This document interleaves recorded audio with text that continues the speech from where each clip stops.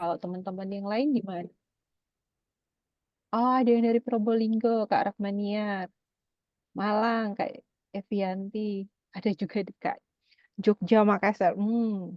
Sulawesi ya, Bali. Banyak juga ya. Jauh-jauh malah Bogor, Bandung, Bali. Soalnya ya ada sama Semarang juga, Kak Elizabeth. Sama dong kayak aku. Mm. Teman-teman bisa dapat info kelas ini dari aplikasi apa nih kalau boleh tahu teman-teman?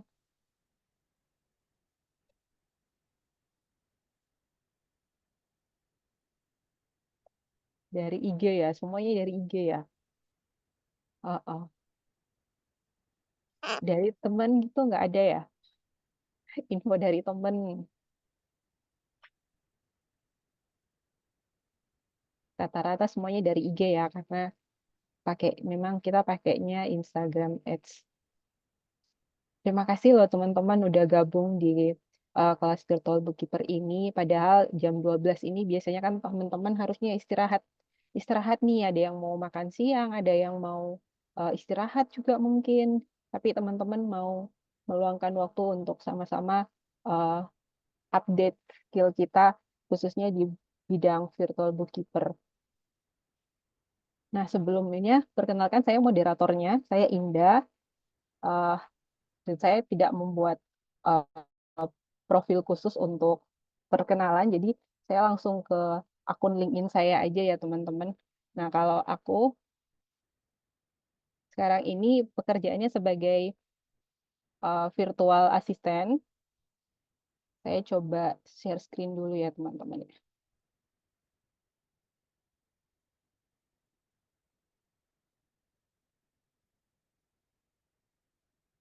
Apakah udah kelihatan teman-teman?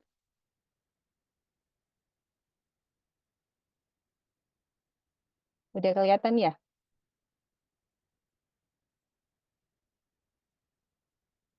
Ada yang bisa bantu saya ya?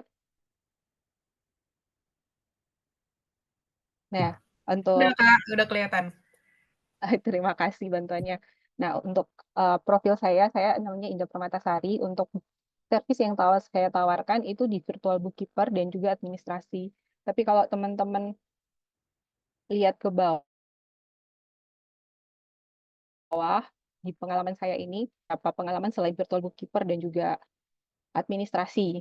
Nah, salah satunya yaitu jadi founder di Digital Hands Partner. Saya dengan teman saya, namanya Kak Silvi, kami juga ini orangnya, kami juga buka kursus virtual assistant di Digital Hands Partner untuk teman-teman yang mau belajar jadi virtual assistant, tapi sistemnya privat gitu teman-teman. Nah ini, jadi kalau teman-teman mau uh, kepoin akun kami juga di Digital Hands, bisa banget ya teman-teman. Dan yang terakhir adalah LinkedIn dari Virtual Bookkeeper ini sendiri. Kami baru banget buka akun ini, jadi kalau teman-teman ada yang pingin join di sini, pingin terhubung, bisa banget. Jadi servis yang kami tawarkan adalah membuat laporan keuangan untuk para UMKM, dan juga kami senang membantu teman-teman yang pengen jadi virtual bookkeeper. Nah, ini untuk perkenalan singkat saya. Dan sekarang untuk acara selanjutnya akan dipandu oleh Kak Anjani ya. Silahkan Kak Anjani, mentor kita. Halo, terima kasih Kak Indah bantuannya. Oke, sebelumnya aku mau bilang makasih banget buat teman-teman semua di weekend ini siang-siang bolong gitu kan mau join bareng, kita belajar bareng-bareng untuk mungkin lebih kenal lagi tentang virtual bookkeeper atau mungkin yang belum tahu tentang kerja remote bisa dapat berbagai insight gitu ya. Dari sini harapannya sih seperti itu gitu. Oke, aku mungkin bisa langsung mulai share screen kali ya. Sebentar. Share screen aja. Oke. Teman-teman mungkin boleh dibantu screen aku udah kelihatan apa belum ya? Udah kelihatan, Udah Kak. Kak. Nah, terima kasih bantuannya. Oke, bentar ini. Oke. Baiklah. Jadi seperti teman-teman tahu, ini aku buka kelas tentang bookkeeping class, which is harapannya supaya siapapun bisa bekerja online dari laporan keuangan gitu. Aku next dulu. Sebentar. Oke. Oh ya, jadi sebelum mulai aku mau bikin announcement di sini. Jadi kalau misalnya nanti teman-teman ngerasa kelas ini ternyata bermanfaat, ada ilmu yang bisa diambil, aku boleh minta tolong ke teman-teman semua untuk post di story, terus tag virtual bookkeeper. Nanti akan ada hadiah menarik untuk 3 orang pemenang. Nanti di akhir Kak Indah akan jelasin. Nama Instagramnya virtual bookkeeper, double O, double K, double E, terus PER. Oke. Nah, sebelum mulai mungkin seperti biasa gitu kayak kalau misalnya kita tak kenal maka tak sayang, mungkin bisa kenalan dulu kali ya. Perkenalkan nama nama aku Fitri Anjani. Kalian bisa panggil Anjani aja. Terus saat ini aku masih bekerja sebagai full time employee di salah satu perusahaan multinasional di Jakarta. Aku juga saat ini punya apa ya, side hustle gitu lah ya, kerja sampingan, jadi mentor dan juga berperan sebagai virtual bookkeeper, juga punya klien lead generation dan mentoring juga. Terus aku juga founder dari PT Virtual Bookkeeper Indonesia dan terakhir aku seorang ibu, itu yang penting. Oke, terus sebelum mulai nih, boleh nggak sih aku tahu dulu alasan teman-teman apa sih untuk ikut, kenapa alasannya untuk ikut kelas ini gitu. Boleh pilih 1, 2, 3, 4, 5, 6. Satu pengen pindah dari kerja offline ke kerja online, cari side hustle, mungkin sama kayak aku pengen ngelamar kerja offline sebagai accounting, atau pengen bisa bikin laporan keuangan untuk bisnisnya, pengen buka kelas online juga mungkin, atau cuma kepo pengen tahu aja. Aku boleh ya, pengen lihat teman-teman.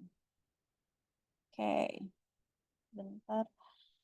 Oh, bervariasi. Ada yang side hustle, oke. Kepo pengen tahu, oke. Pengen bisa bikin laporan keuangan untuk bisnis. Baik. Kerja online dua-dua, oke. Eh, Nomor 6 kepo aja, oke. Nomor 1 pengen kerja online ya. Nomor 3 oh ya nomor 5 pengen buka kelas online juga. Ih, bagus banget. Pengen pivot jadi remote worker, kerja online. Pengen bisa bikin laporan keuangan untuk bisnisnya. Bervariasi banget ya teman-teman ya. Oh, Kanira keren banget. Oke, pengen banget punya own business SVA. Sekalian nomor 2 nomor 1 oke. Pengen jadi virtual assistant spesialisasi bookkeeper. Kak Suci, keren banget. Oke, anak finance lagi nyari magang, Kak. Baik. Pengen punya kerja sampingan. Oke. Jadi ternyata surprisingly alasan teman-teman tuh beda-beda ya. Ada yang pengen kerja full online mungkin, ada yang pengen cari kerja tambahan, ada yang tadi anak kuliahan kali cari magang ya. Terus pengen bisa bikin laporan keuangan untuk bisnisnya, pengen buka kelas online, atau kepo juga ternyata banyak banget ya, kepo pengen tahu aja. Oke. Tapi aku apresiasi banget buat yang kepo-kepo ini karena apa, kalian udah ngelakuin satu step lebih unggul daripada orang-orang karena kalian udah mau mengorbankan waktu hari Minggu siang-siang bolong gitu untuk belajar bareng-bareng kita sama-sama gitu kan ya. Oke, aku next dulu slide-nya. Oke. Nah, sebelum mulai kita bahas dulu sebenarnya apa sih kerja remote itu. Nah, kerja remote sebenarnya adalah kerja fleksibel dari rumah atau dari manapun teman-teman berada gitu, tanpa perlu kalian datang ke kantor atau datang ke tempatnya secara fisik gitu. Tapi dengan memaksimalkan penggunaan teknologi. Karena apa? Karena kan kita virtual, kita kan nggak datang langsung ke kantornya, jadi otomatis kita dari rumah harus pakai teknologi gitu. Oke, aku lanjutin ya. Tools untuk kerja remote tuh apa sih? Ada software komunikasi, mungkin udah banyak banget teman-teman yang tahu. Ini pakai Zoom kayak sekarang, teman-teman berarti step pertama udah tahu software akuntansi, udah pasti bisa lah ya, atau Google Meet. Terus habis itu ada software akuntansi seperti Excel, SAP, Zero, QuickBooks.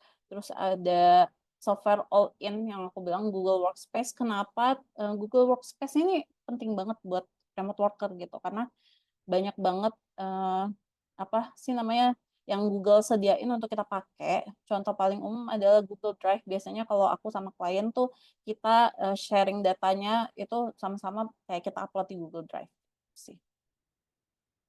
Oke. Nah, sekarang mungkin lanjut dulu kita kenalan sama bookkeeping. Bookkeeping mungkin sesuatu yang kayak enggak familiar kali buat teman-teman. Ada yang sering dengar bookkeeping, ada yang udah tahu atau belum? Boleh bantu jawab di kolom chat. Ada yang sudah tahu kah? Kak Evi udah tahu pembukuan, bener Kak. Ada lagi yang tahu? Pernah dengar? Oke, zaman sekolah ada mapel akuntansi pembukuan, baru dengar. Baik, Kak Resi baru dengar ya. Belum dengar? Oke, Katri baru dengar. Oke. Nah, karena ternyata ada beberapa juga yang baru dengar, kita kenalan dulu yuk sama bookkeeping. Oke.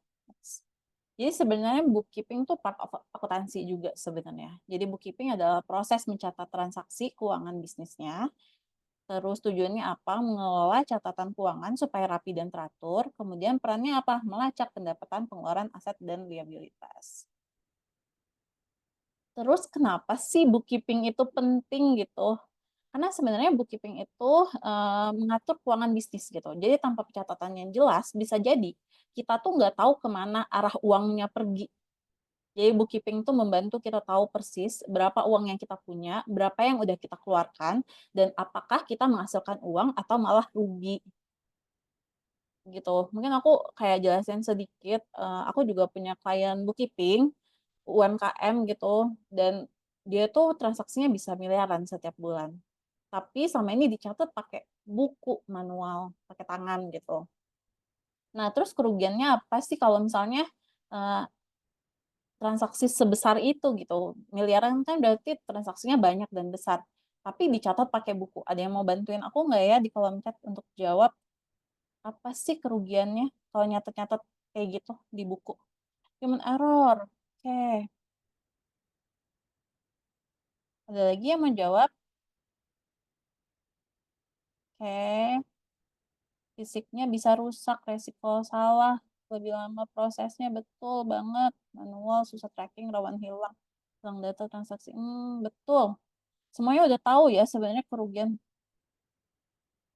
Kayak nolnya hilang satu aja udah beda nilai. Betul banget Kak Feby. Tapi serius, itu juga klien aku ada tuh yang nolnya kelebihan satu. Jadi kayak, kok pencatatannya sampai berapa, kayak tiba-tiba 11 miliar gitu aku waktu itu. Ternyata harusnya 11 berapa, harusnya kayaknya 110 juta deh, bukan 11 miliar gitu.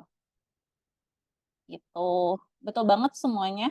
Kalau misalnya manual, catatnya itu human error-nya besar banget. Mereka kan ngitung sendiri ya, misalnya totalnya berapa gitu, dihitung, terus habis itu ditulis, itu human error-nya besar. Fisiknya bisa rusak, itu betul banget teman-teman, karena catatnya di buku kan. Jadi kalau misalnya bukunya basah, kesobek atau apa, hilang deh gitu. Terus habis itu lebih lama prosesnya, betul. Apalagi kayak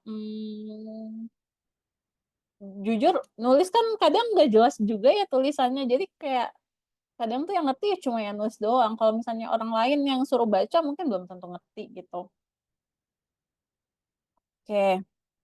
Nah, jadi benar sebenarnya kayak penting banget kita tuh catat semuanya tuh by system.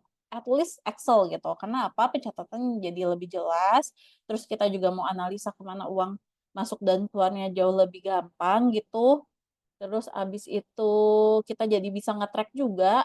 Maksudnya kita tuh sebagai business owner atau kita membantu klien bookkeeping gitu untuk mengetahui sebenarnya uang yang mereka hasilkan atau uang yang mereka keluarkan tuh berapa gitu. Apakah uang yang mereka hasilkan itu ternyata cukup untuk mengcover semua biaya yang keluar atau sebenarnya enggak, atau sebenarnya rugi gitu kan.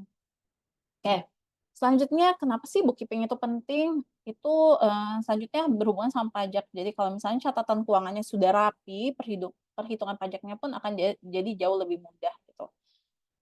Terus abis itu yang terakhir adalah kita bisa membantu business owner mengambil keputusan yang tepat. Jadi kalau misalnya informasi keuangannya sudah jelas nih, otomatis kan pemilik bisnis bisa menentukan langkah berikutnya apa. Apakah misalnya untuk teknis operasional bisnisnya dia harus menambah produknya atau mengurangi biaya atau bahkan menambah karyawan, itu semuanya bisa business owner lihat dari informasi keuangan yang biasanya bookkeeper bantu untuk bikin.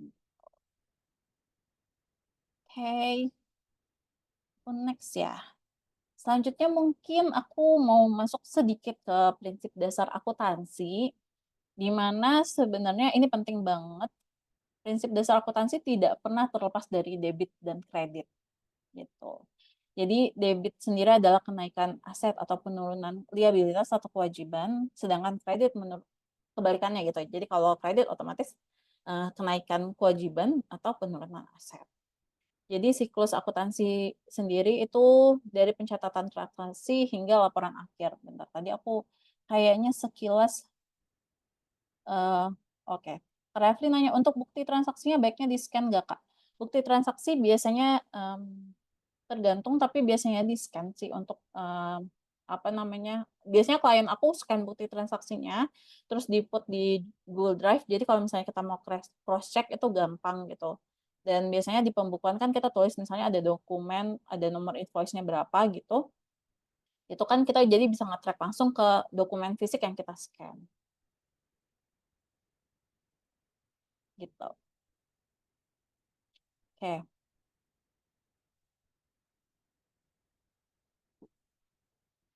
Oke, aku lanjutin ya. Mm, mm, mm, mm.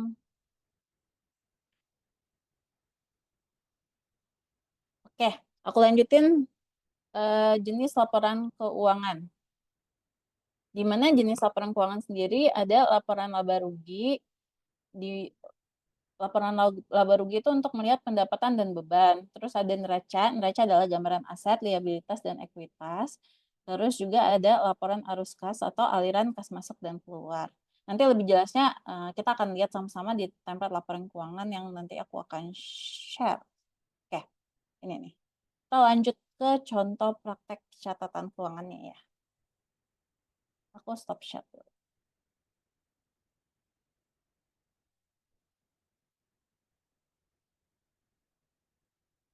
Oke, sebentar aku buka filenya.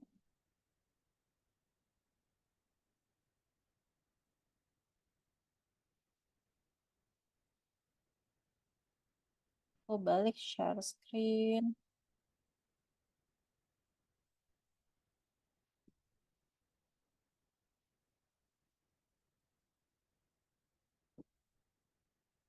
Sebentar ya.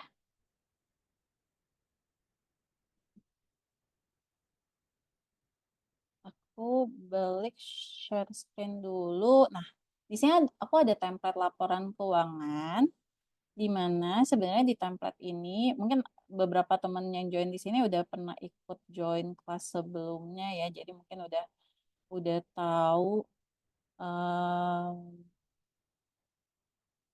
udah tahu mungkin ya kayak udah tahu tentang template laporan keuangan ini. Oke, jadi di sini tuh semuanya udah di template-nya ini template basic. Di template basic ini sebenarnya udah full formula juga di mana per masing-masing ini tuh udah ada formulanya gitu, kecuali nanti jurnal umum dan kita harus tambahin sendiri coanya gitu ya. Nah, di oke, aku mungkin balik lagi tentang kayak kalau virtual bookkeeper tuh sebenarnya outputnya apa sih? Tadi kayaknya aku sambil baca chat dulu. Oke.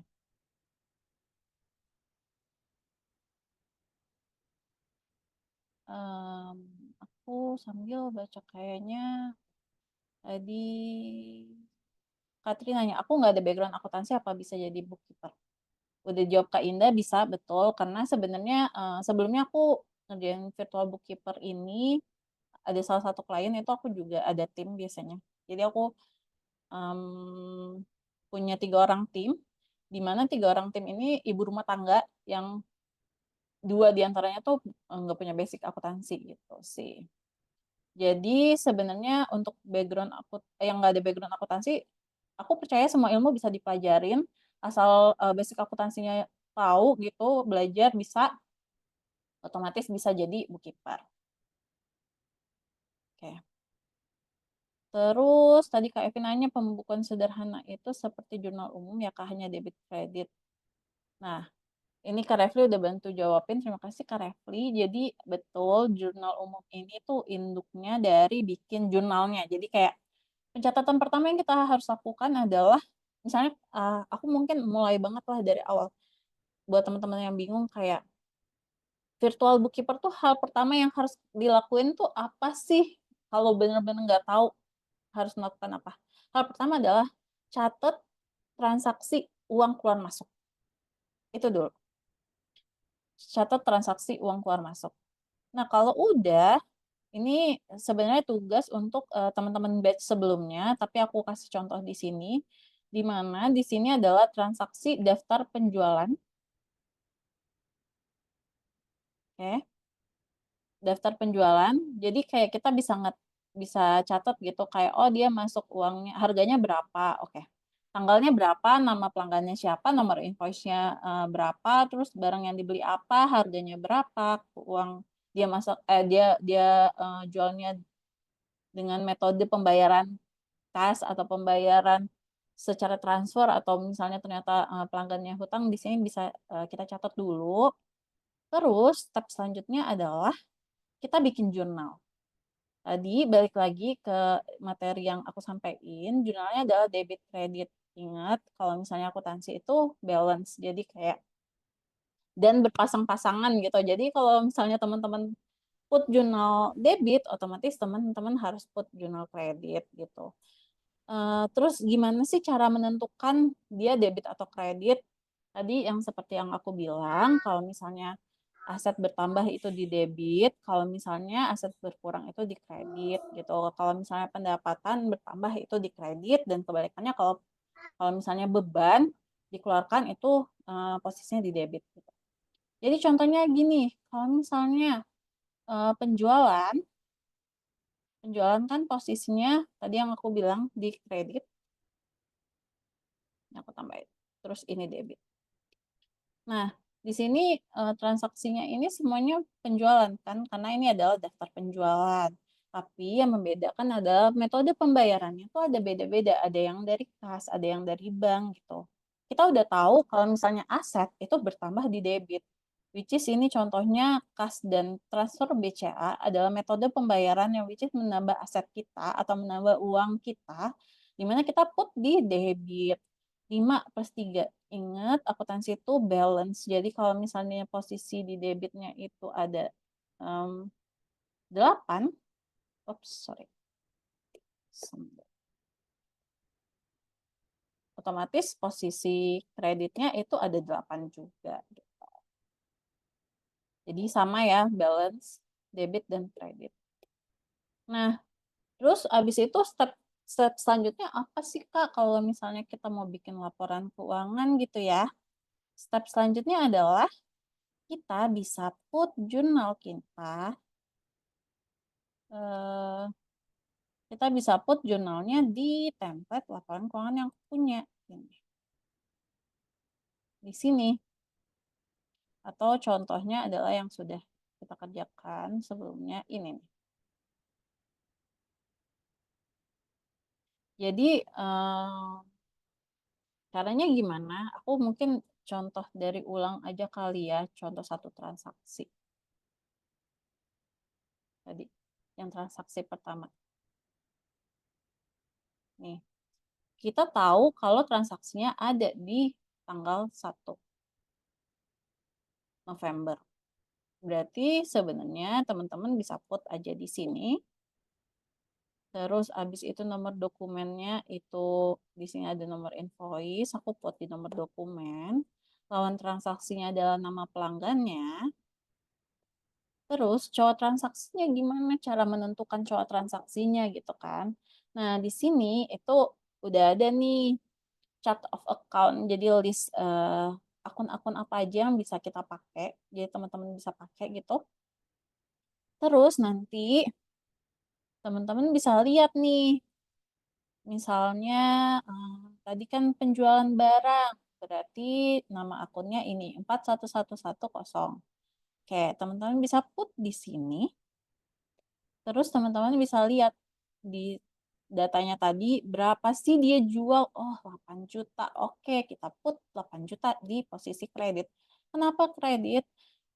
Teman-teman ingat kalau misalnya pendapatan itu posisinya debit kredit. Nah, di sini juga ada kontrol di mana kalau misalnya jurnalnya tidak balance, which is aku berkali-kali bilang akuntansi harus balance, di sini akan ada muncul angka nggak balance-nya dan ada peringatan jurnal tidak balance. Terus habis itu langkah kedua apa? Aku mau bikin pasangannya. Oke. Pasangannya adalah dia bayar secara kas. Otomatis kita bisa put di sini kasnya. Ambil di sini nama akun kasnya. Terus habis itu sorry di jurnal umumnya aku put di sini. Terus habis itu angkanya berapa? Di sini kita udah tahu angkanya adalah 5 juta.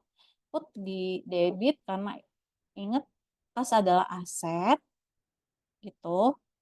Dan di sini angkanya tadi berubah ya kontrolnya jadi kurang 3 juta. 3 jutanya datang dari mana?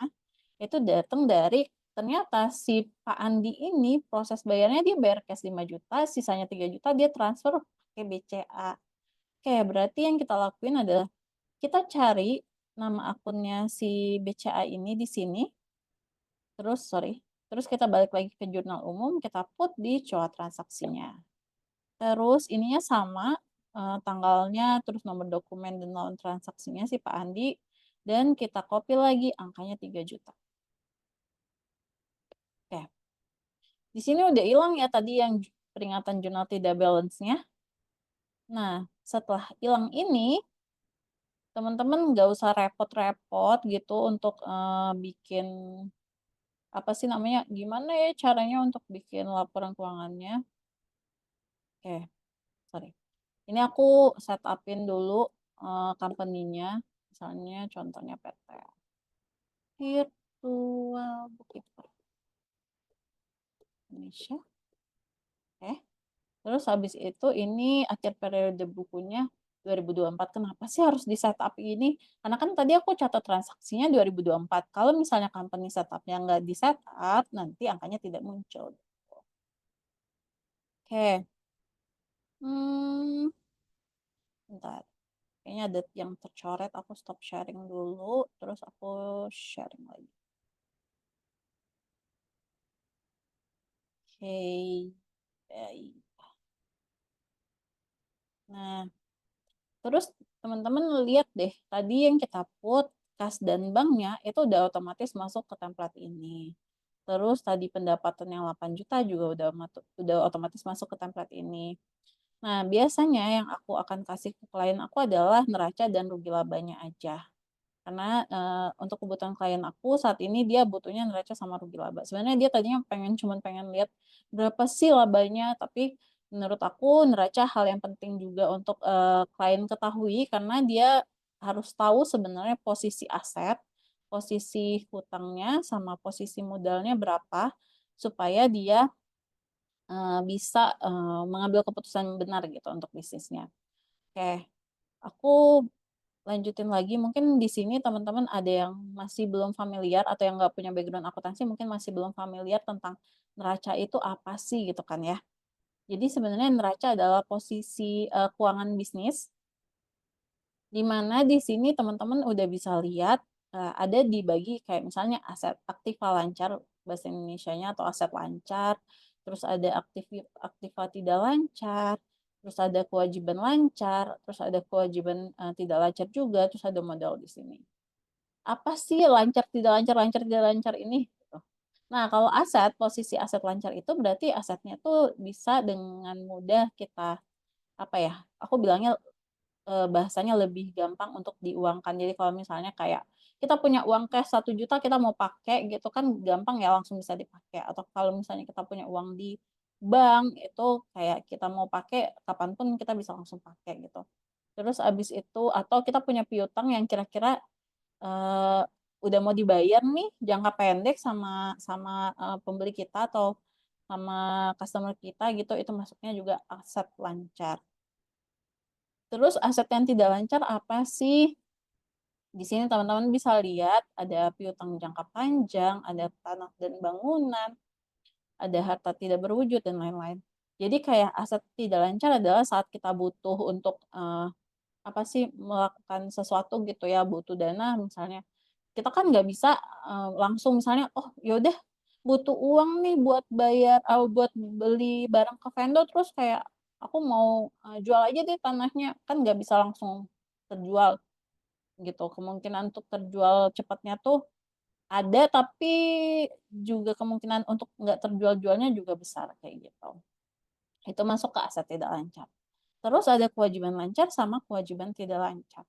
Apa sih kewajiban lancar tidak lancar ini? Kalau kewajiban lancar tuh berarti teman-teman nih kalau punya utang tapi jangka pendek biasanya kurang dari 1 tahun itu masuknya ke kewajiban lancar. Sedangkan kalau misalnya teman-teman nih punya punya let's say kayak punya pinjaman yang lebih dari 1 tahun gitu biasanya dimasukkan ke kewajiban tidak lancar. Modal sendiri kalau misalnya ada business owner yang nanamin uangnya untuk modal usahanya itu masuknya ke modal atau dia kalau misalnya business owner nanti dapat profit sharing atau pembagian dividen itu dicatatnya juga di sini, di modal, di dividen. Seperti itu. Sampai sini aku mau tanya dulu deh, pendapat teman-teman ada yang pusing kah? Ada yang kayak udah ngantuk, ada yang udah bosen gitu?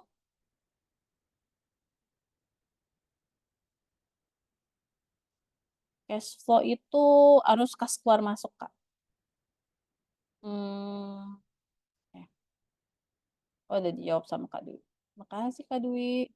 Aduh, aku seneng banget nih yang kelas ini ternyata pada baik-baik banget langsung bantuin jawab-jawabin temen-temennya. Keren banget, keren-keren. Kak Evi tadi formula Excel bookkeeper. Oke.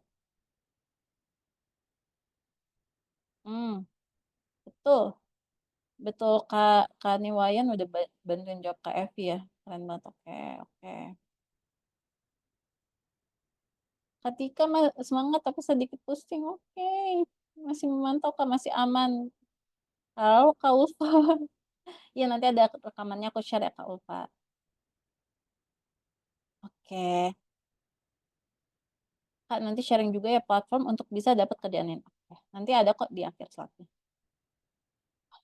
Buat Kak Clarissa pusing ya. Semoga tidak pusing ya. Oke.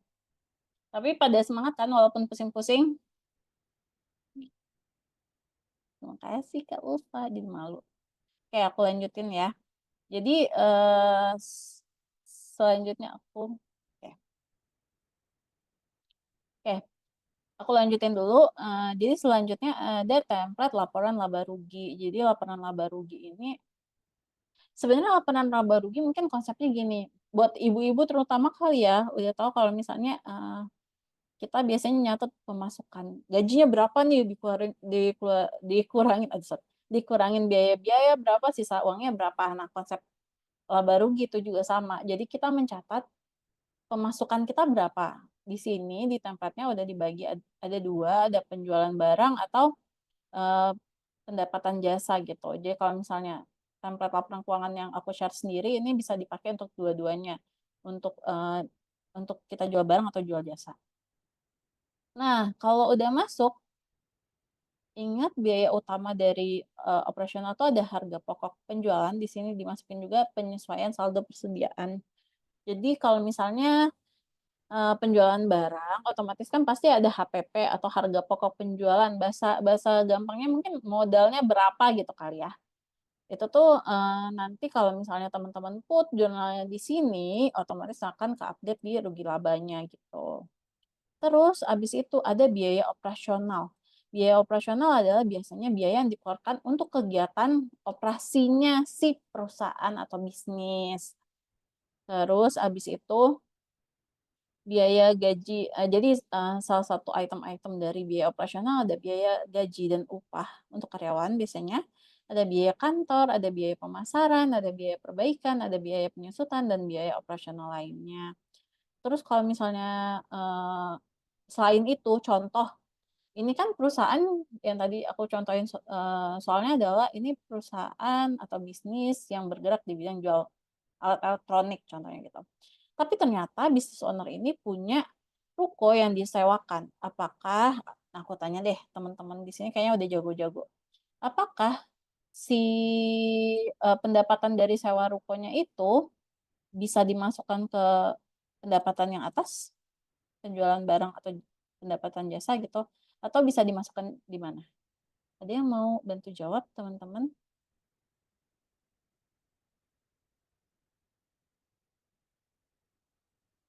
Pendapatan naik. Pinter-pinter banget. Oke, betul, betul, betul. Oke, betul sekali teman-teman semua. Eh, aduh, udah jago-jago banget ya ternyata. Baik, betul. Kalau pendapatan di luar operasional, bisnis atau core bisnisnya si usahanya, itu masuknya ke pendapatan lain-lain, sama halnya juga dengan biaya lain-lain gitu. Nah, di sini ada pajak penghasilan, nanti at the end kita akan tahu laba bersihnya. Di tempat ini sebenarnya juga udah ada laporan arus kas, which is teman-teman kalau misalnya tadi put jurnalnya, akan otomatis juga bisa ke-update nih formula yang ada di arus kas. Nah, arus kas sendiri terbagi atas 3. Jadi ada arus kas dari kegiatan usaha, ada dari kegiatan investasi, atau dari kegiatan finansial. Tapi jujur sebenarnya untuk saat ini biasanya kalau misalnya klien aku yang UMKM, dia butuhnya neraca dan rugi laba aja. Apakah dia butuh catatan atas laporan keuangan? Tadi kayaknya aku baca dia ada pertanyaan itu. Biasanya catatan atas laporan keuangan tuh dibuat untuk auditor biasanya, Kak. Jadi kalau misalnya auditor kan ngeluarin apa ngaudit terus ngeluarin laporan auditnya, biasanya dia juga menyertakan kayak catatan atas laporan keuangan, di mana catatan atas CALK ini sendiri adalah detail dari masing-masing item yang ada di neraca atau rugi laba gitu. Biasanya detail dan informasi-informasi terkaitnya tuh diputnya di CALK. Apakah virtual bookkeeper sampai sana? Sebenarnya tergantung lagi dengan permintaan klien. Tapi kalau misalnya teman-teman fokusnya untuk dapetin klien UMKM, biasanya mereka nggak sampai ke situ. Dan biasanya kalau misalnya emang mereka butuh CLK, itu biasanya kebutuhan auditor sih. Jadi bisa dibantu sama auditornya gitu. Walaupun kita tetap bikin nanti auditor cek sih. Oke, sampai sini apakah ada yang mau ditanyakan dulu? Aku stop share. Share. Kalau bisnis UMKM, apakah perlu semua jenis laporan keuangan? Kak Evi maksudnya apa tuh, Kak Evianti? Bisnis UMKM, apakah perlu semua jenis laporan? Maksudnya semua jenis laporan keuangan ya? Balik lagi tergantung sama kebutuhan UMKM-nya sendiri, Kak. Untuk apa? Gitu. Oke. Aku mau lanjutin lagi ke slide-nya. Semoga teman-teman tidak pusing ya. Mungkin ini yang selalu jadi pertanyaan teman-teman. Gimana sih aku ingin mendapatkan klien pertama?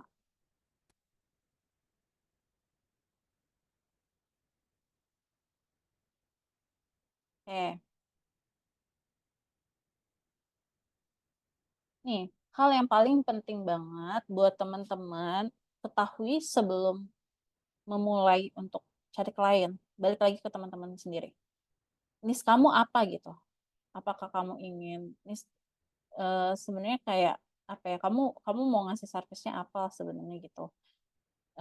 Salah satu contoh nih satu servisnya tuh misalnya bookkeeping accounting, social media manager, atau digital marketing sekarang lagi booming banget, lead generation, general admin, dan masih banyak lagi. Nah, buat teman-teman aku boleh nggak dibantu lagi nih? Kasih tahu di chat kali teman-teman apakah sudah punya niche-nya atau udah tahu servisnya, terus habis itu mungkin bisa dikasih tahu servisnya apa. Bisa bantu aku di kolom chat. Oh, Kak Suci bookkeeping dan accounting. Baik, sama kita Kak. Ada lagi selain Kak Suci, yang lainnya apa belum tahu? Accounting Kak, oh, baik. executive assistant, bookkeeping admin, bookkeeping accounting, general admin sekali. Oh, Katika all in ya. Accounting dan pajak, Kak Niwayan keren banget. Beneran, oh iya ya betul-betul Kak Ulfatin mah kayaknya lead gen udah expert ya Kak. Kak Enggar, bookkeeping dan accounting. Aku backgroundnya accounting Kak. Cuma kalau klien Indo apakah suka banyak yang minta full service Kak? Iya sih. Betul-betul full service. Bookkeeping dan accounting. Saya bookkeeping sama accounting Kak. Cuma udah stres duluan kalau udah nyunggul pajak nggak paham. Oke, aku juga nggak gitu paham pajak sih. Bookkeeping dan finance tapi belum ke laporan laba rugi dan kawan-kawan, background akuntansi tapi belum pernah kerja. Oke Kanuza, masih mencari nisku Kak. Oke. Ya, jadi sebenarnya penting banget buat kakak-kakak semua untuk tentuin dulu sebenarnya kita niche apa sih. Jadi aku mungkin cerita sedikit ya. Di sini mungkin teman-teman ada juga yang sama ikut kursusnya bareng aku gitu. Sebelumnya aku juga ada ikut kursus virtual assistant di mana waktu itu aku jadi kayak kita waktu itu diarahin untuk milih beberapa service lah yang dimana di situ sebenarnya nggak ada bookkeeping gitu. Bookkeeping waktu itu kayaknya ada free class ya kayak bonus class gitu. Nah, di semua yang aku pilihan yang ada itu sebenarnya aku nggak ke situ gitu. Tapi waktu itu karena pilihan cuma ada itu aku coba dan aku waktu itu sempat coba untuk handle social media manager, which is aku handle klien untuk sosial media, padahal aku nggak kreatif sama sekali gitu. Dan akhirnya aku sadar kalau misalnya hal yang bisa aku lakuin adalah aku balik lihat ke diri aku, sebenarnya background aku apa, kemampuan aku di mana, minat aku di mana. Dan di situ aku akhirnya menemukan kalau ternyata aku lebih mampu untuk jadi virtual bookkeeper, di mana secara background pendidikan aku juga kan ngambil S2-nya akuntansi gitu, ngambil profesi akuntansi juga di UI, jadi aku double kayak master, ya itu apa S2 sama PPAK akuntansi gitu. Terus habis itu juga aku saat ini lagi ngambil sertifikasi akuntansi juga, lagi proses, lagi ngambil sertifikasi yang lain juga kayak QuickBooks dan Xero, lagi proses juga kayak gitu. Dan menurut aku ya aku balik-balik lagi ke virtual bookkeeper adalah hal yang paling cocok untuk aku kasih servisnya karena aku paham di situ gitu. Jadi gimana cara teman-teman untuk kenalin nih teman-teman ya balik ke teman-teman sendiri kayak mana yang kalian paling sukai, mana yang kalian ngerasa untuk belajarnya enjoy, itu yang paling penting. Nah, terus bisa fokus di situ. Terus habis itu selanjutnya apa? Kenali pasar kamu. Terus aku mau nanya lagi nih, maaf ya nanya terus ini. Siapa sih yang butuh bookkeeping dan accounting? Ada yang mau bantu jawab lagi nggak di kolom chat mungkin?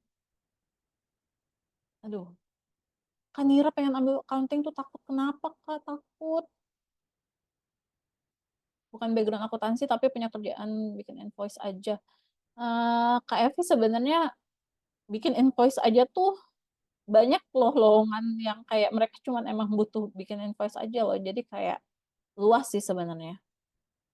Berapa lama Kak untuk after course dapat klien? Hmm, aku juga lumayan lama sih sejujurnya. Jadi kayak jadi curhat nih. Jadi kayak setelah course itu tuh sebenarnya aku masih bingung-bingung gitu. Kayak aku harus mulai dari mana sih? Aku harus ngapain? Aku harus apa kayak gitu. Sampai akhirnya aku menemukan virtual bookkeeper. Aku kebetulan punya mentor juga. Jadi aku banyak belajar dari mentor aku. Sih. Jadi akhirnya aku menemukan bookkeeping. Nah, bookkeeping sama accounting tuh bookkeeping sebenarnya part of accounting Kak. Jadi bookkeeping itu yang melakukan pencatatan, accounting itu resultnya kalau aku bilang.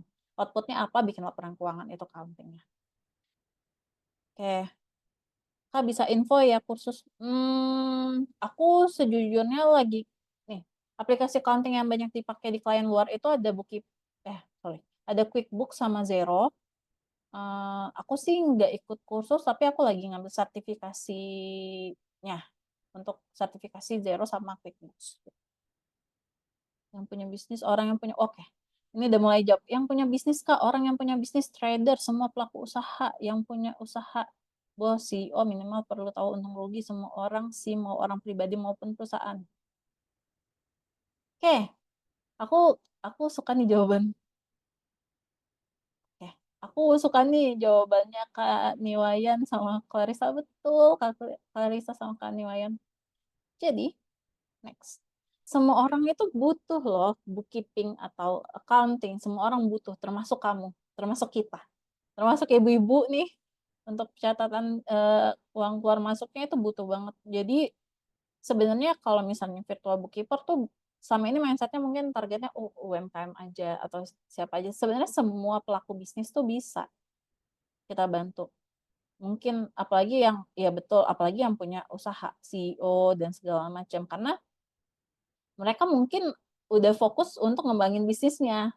Nggak ada waktu untuk hitungin kayak pendapatan atau pengeluarannya kayak gitu kan. Atau malah dengan bantuan kita sebagai virtual bookkeeper atau virtual accounting, sebenarnya kita bisa bantu para pelaku usaha untuk mengembangin bisnisnya. Jadi makanya aku selalu bilang kayak teman-teman, kalau misalnya teman-teman nawarin service, oh mau dibantuin nggak bikin laporan keuangan, terus ternyata kayak potensial kliennya bilang, nggak mau ah, kayak karena misalnya usahanya aja rugi, jadi kayak gimana mau bayar virtual bookkeeper misalnya kayak gitu ya.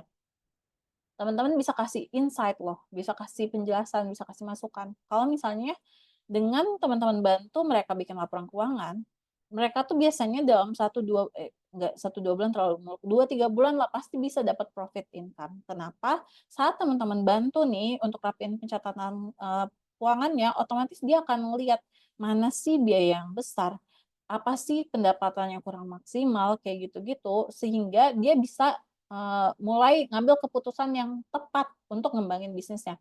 Yang tadinya mungkin bisnisnya itu apa sih namanya kayak negatif profit gitu atau rugi, bisa teman-teman bantu untuk jadi dapat positive income gitu atau positive profit gitu.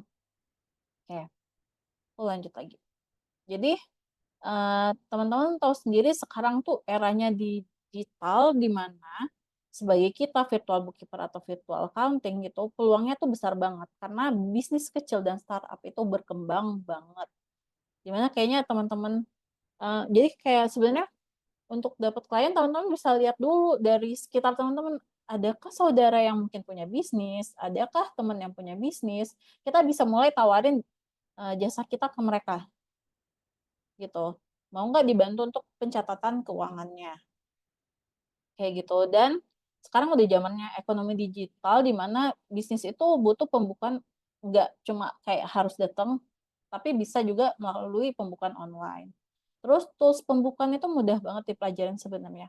Salah satu contohnya tadi Excel aku tunjukin, di mana sebenarnya kayak kalau teman-teman udah paham konsep basic akuntansi, belajarin itu aja, kan template-nya juga udah full formula, udah tahu jurnalnya apa, otomatis teman-teman udah bisa kasih service bookkeeping gitu.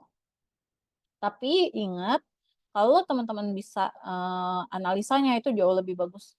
Karena balik lagi kalau kita mau kasih service ke klien, otomatis kita harus belajar untuk memberikan solusi atas permasalahan dari kliennya.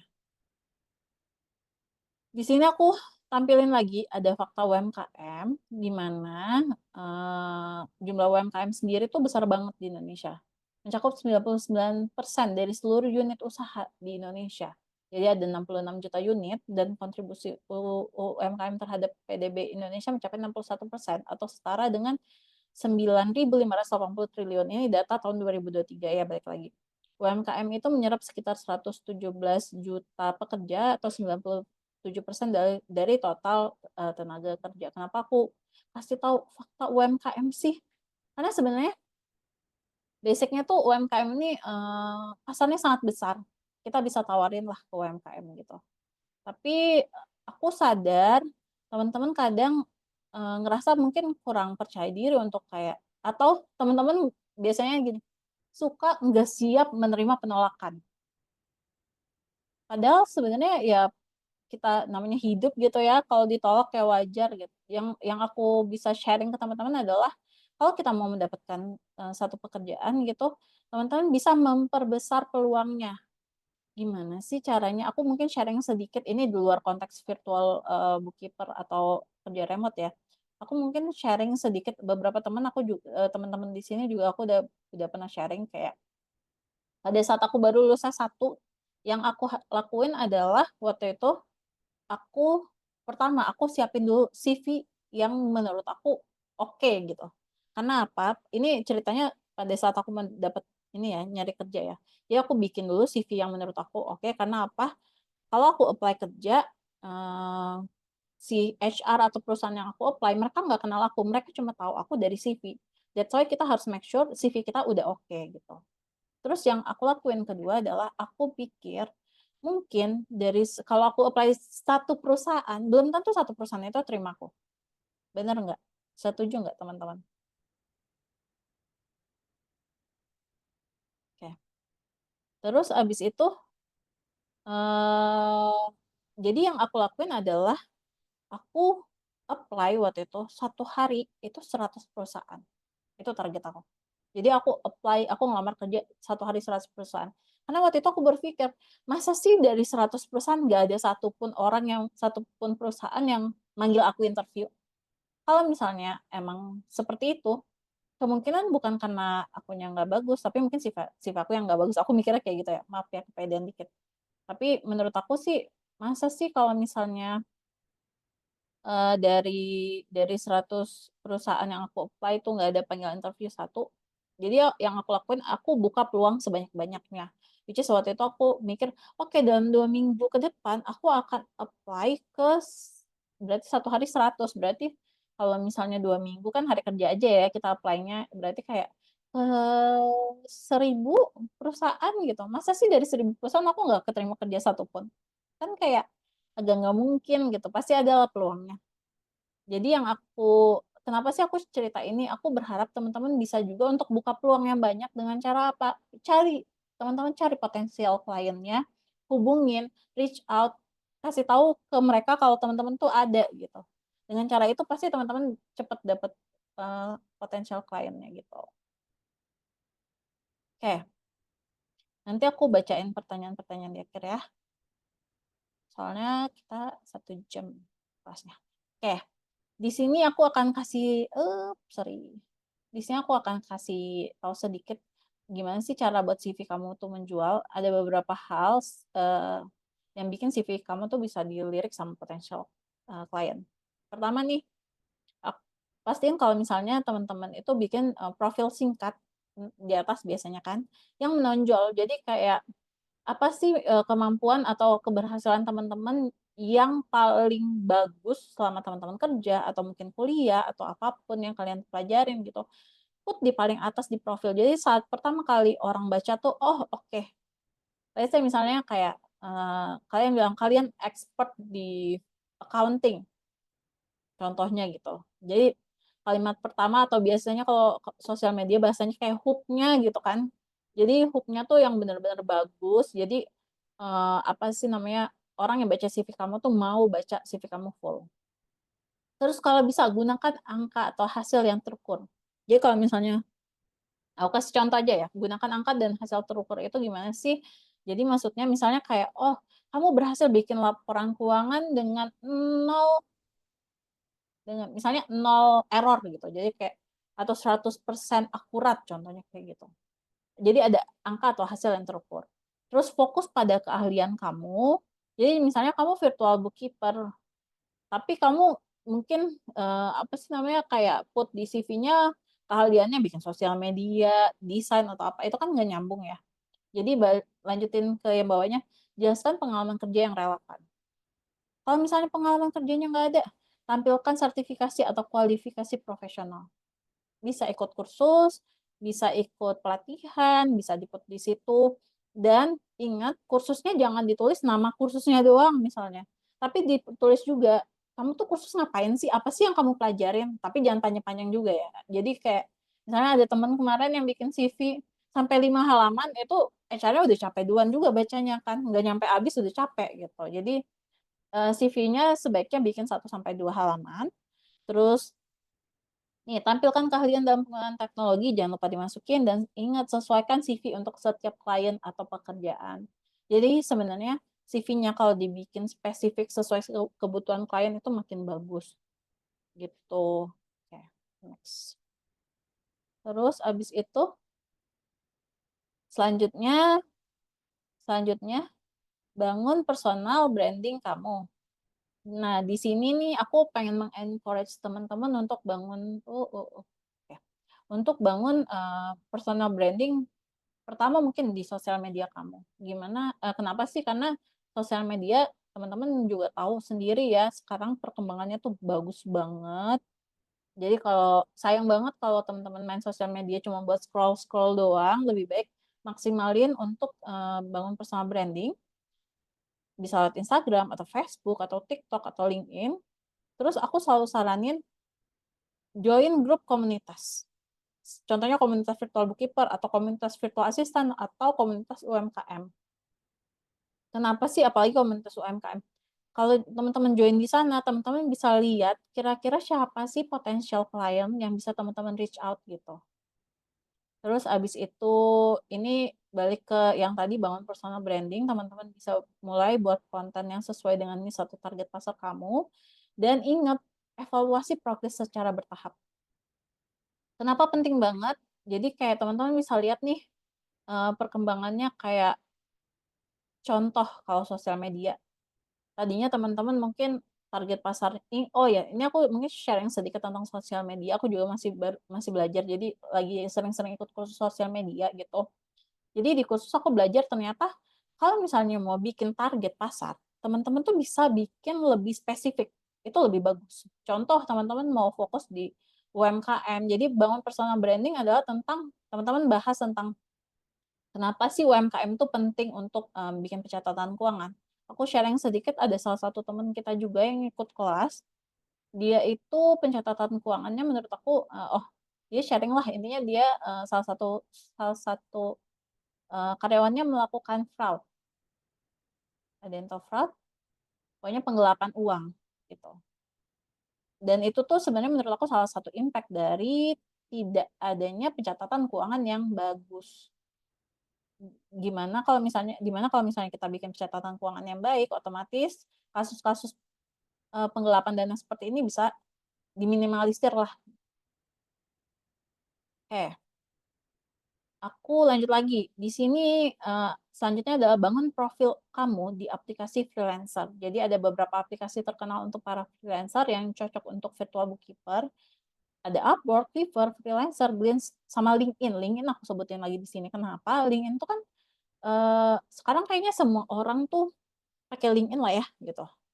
Harus, dan kalau misalnya teman-teman di sini yang lagi cari kerja tapi belum punya LinkedIn, aku selalu saranin pakai LinkedIn, bikin gitu.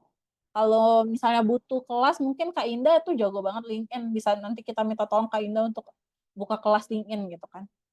Karena LinkedIn ini potensialnya tuh besar banget.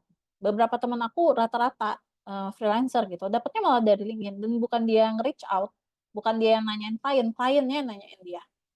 Caranya gimana ya maksimalin potensi dari LinkedIn-nya sendiri gitu. Terus habis itu aku juga LinkedIn nggak aktif sama sekali, aku nggak ada fotonya.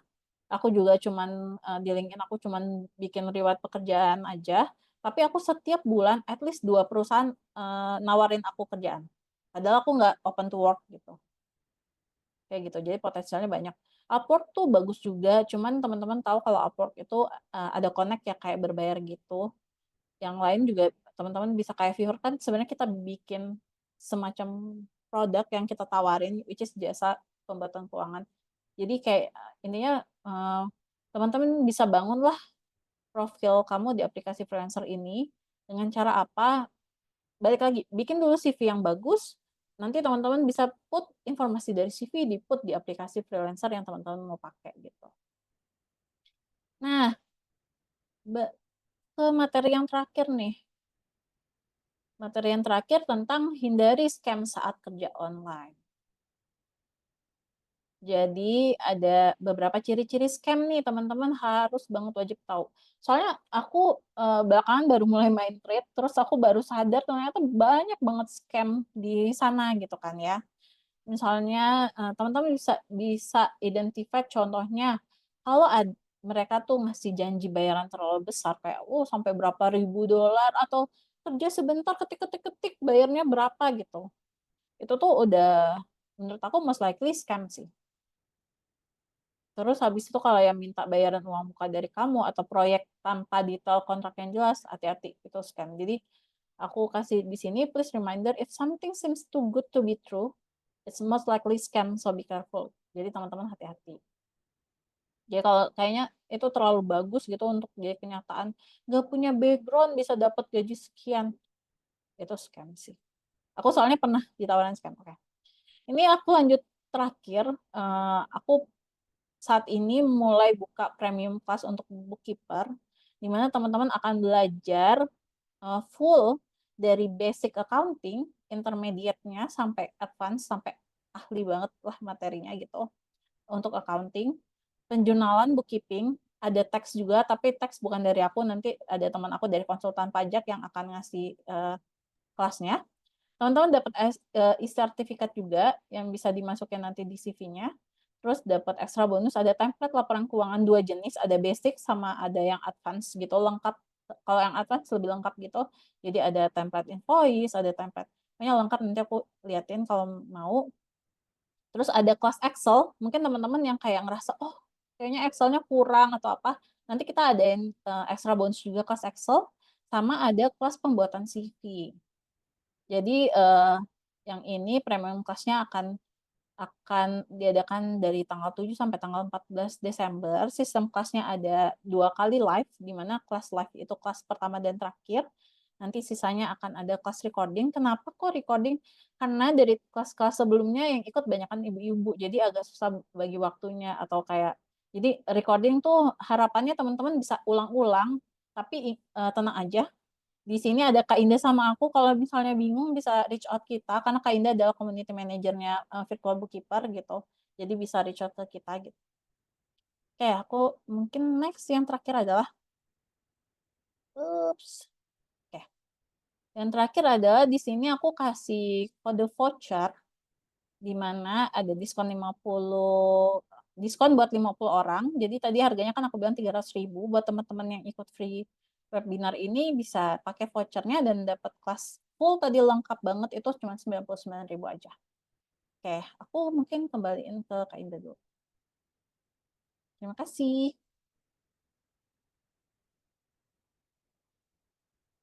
Kak Indah. Ya. Ya.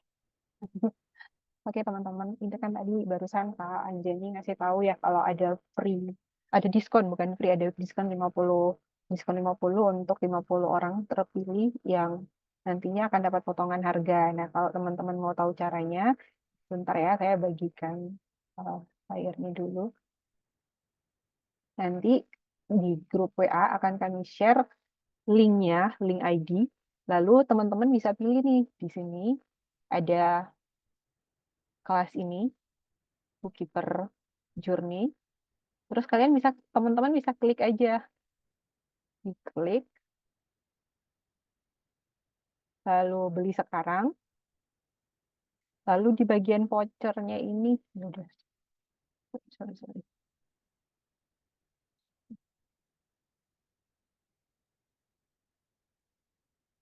Oke, bagian add voucher, teman-teman tinggal klik aja, ketik aja diskon 50.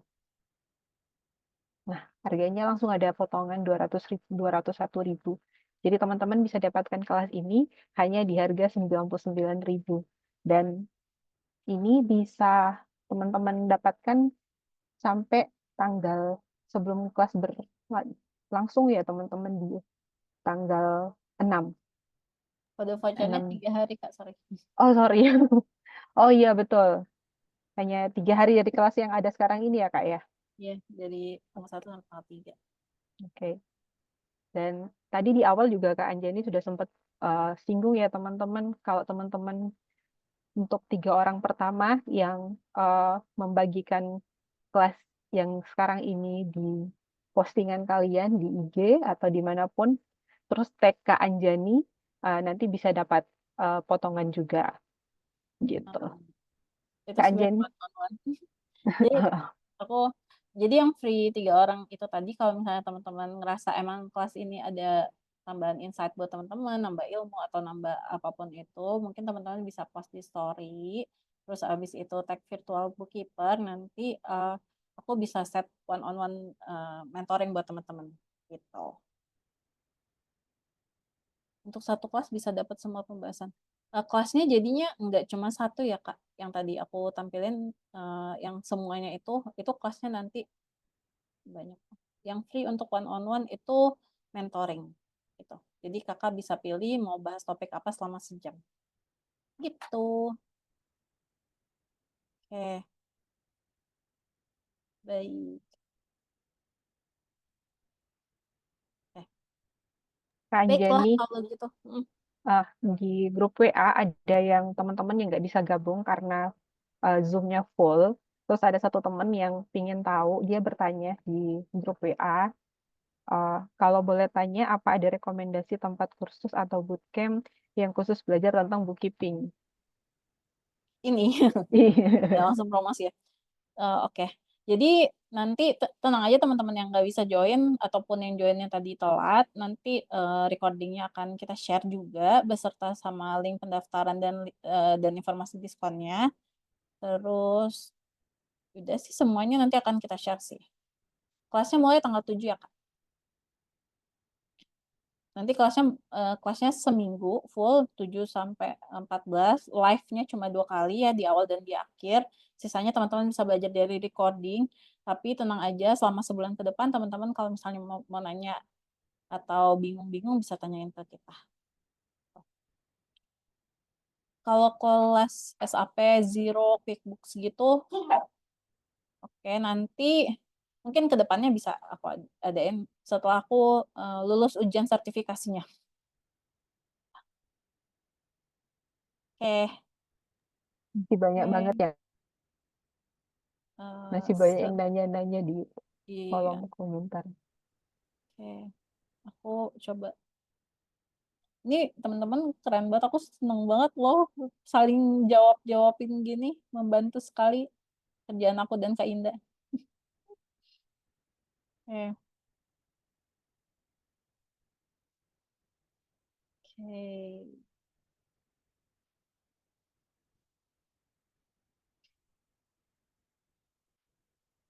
Oke.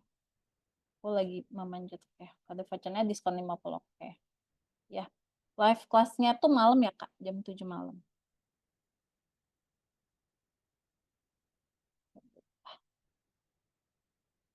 Tapi live kelas pun nanti akan ada recordingnya. Jadi tenang aja semua kelas kita tuh ada recording. Jadi teman-teman, karena aku tahu kemampuan dan kecepatan atau ke apa ya namanya waktu teman-teman untuk belajar itu kan pasti beda-beda, pasti ada kesibukan masing-masing. Makanya akhirnya kita mutusin untuk adain recordingnya supaya teman-teman bisa ulang-ulang belajar sendiri. Kalau bingung bisa tanya gitu. Baiklah, ya sertifikatnya ada. Live kelasnya itu di awal tanggal 7 berarti hari Sabtu sama tanggal 14 hari Sabtu juga.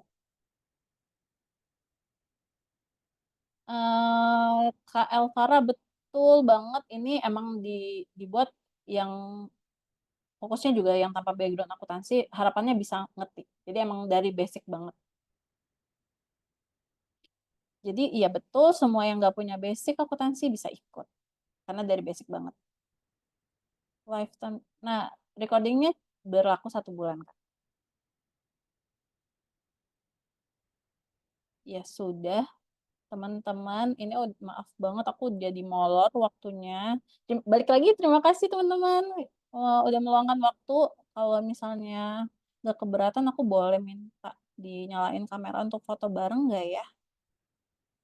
Untuk teman-teman yang mau aja. Oke, Kak Dwi, terima kasih. Kak Resi, terima kasih. Kak Suci, terima kasih. Oke, Kak Indah nanti aku minta tolong untuk ambil video, ambil fotonya ya, Kak. Baik, ada lagi yang mau nyalain? Kak Ulfa. Oh, ada. Kak Anjani, sorry aku nggak bisa Oh, ambil foto, sorry, sorry. oke, nggak apa-apa. Oke, aku print screen ya. 1, 2, 3.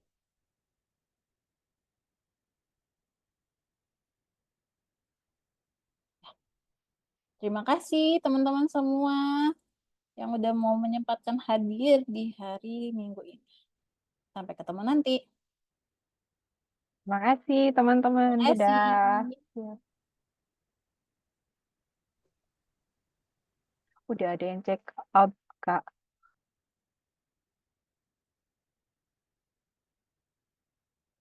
Terima kasih teman-teman.